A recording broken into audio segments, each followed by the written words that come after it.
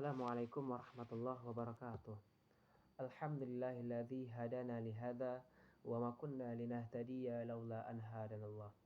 Asyhadu an la ilaha illallah wahdahu la syarikalah wa asyhadu anna Muhammadan abduhu wa rasuluh la nabiyya wa rasula ba'da amma ba'du.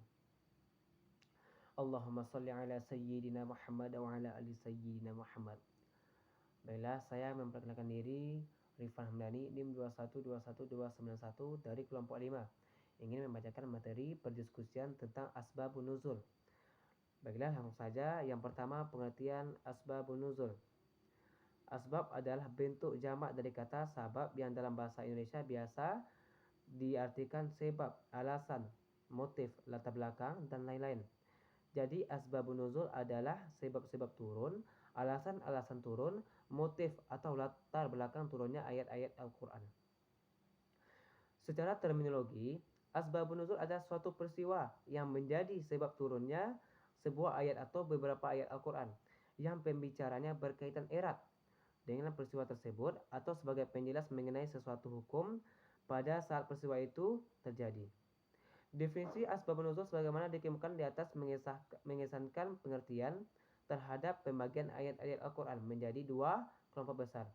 Yang pertama, kelompok ayat Al-Quran yang diturunkan tanpa sebab.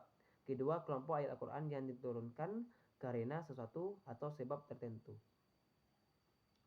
Dua, pengertian ilmu asbabun nuzul.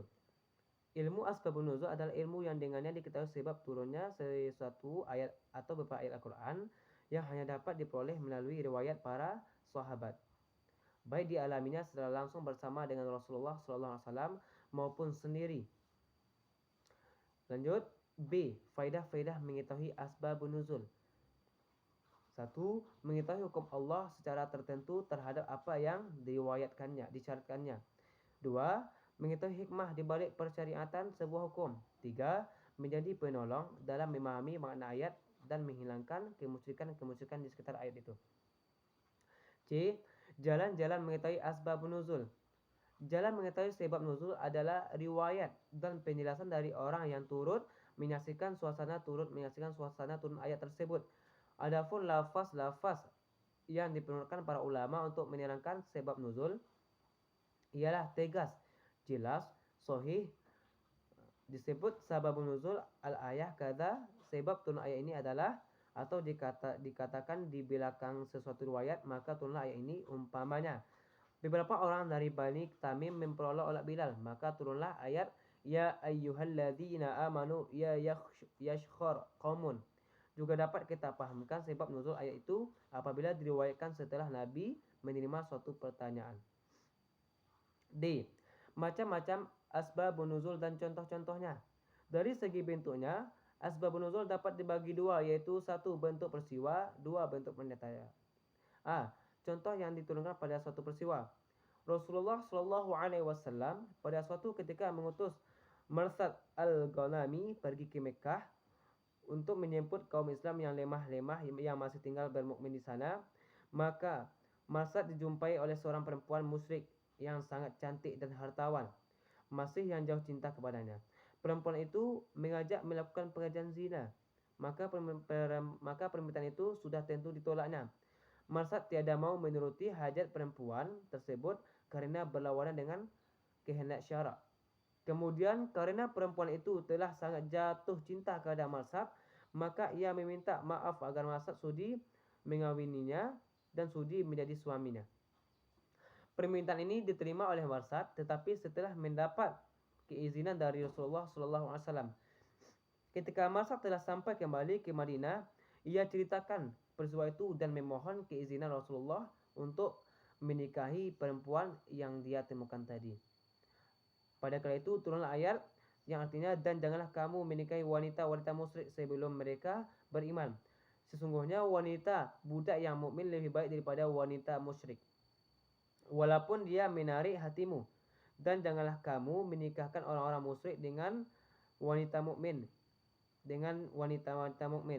hingga mereka beriman. Sesungguhnya budak yang mukmin lebih baik daripada orang musyrik. Kepada manusia supaya mereka mengambil pelajaran.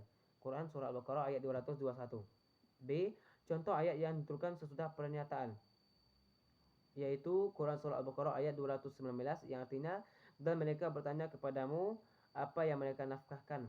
Katakanlah, yang lebih dari keperluan, demikian Allah menerangkan ayat-ayatnya kepada supaya kamu berfikir. Al-Quran ayat 219. Selanjutnya pengertian Al-Quran diturunkan dalam 7 huruf. Al-Quran itu diturunkan dengan 7 bahasa Arab, akan tetapi bahasa yang selain dari logat Quraisy sesudah Islam teguh pendiriannya tidak kuat lagi berhadapan dengan bahasa Quraisy. Al-Quran itu pertama kali dibuatkan mushaf pada masa Utsman, itu dibenarkan oleh segala sahabat.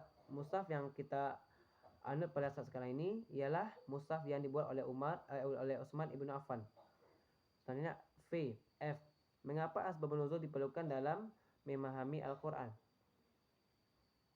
Asbabun nuzul adalah kejadian atau peristiwa yang melatar belakangi turunnya ayat-ayat Al-Quran.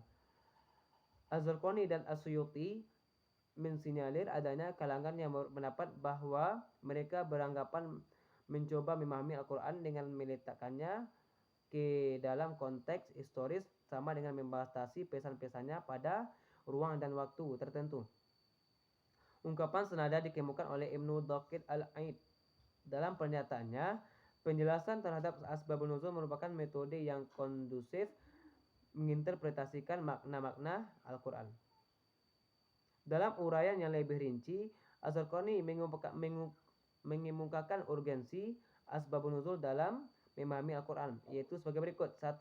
Membantu dalam memahami sekaligus menguasai ketidakpastian dalam menangkap pesan ayat-ayat Al-Quran. 2. Mengatasi keraguan ayat yang diduga mengandung pengertian umum. 3. Mengkhususkan hukum yang terkandung dalam ayat-ayat Al-Quran. 4. Mengidentifikasikan pelaku yang menyebabkan ayat Al-Quran turun. Selanjutnya, mungkin inilah yang dapat saya sampaikan. Kalau ada salah dan kejanggalan yang saya bacakan, saya mohon dimaafkan. Saya akhiri dengan doa selamat. Assalamualaikum warahmatullahi wabarakatuh.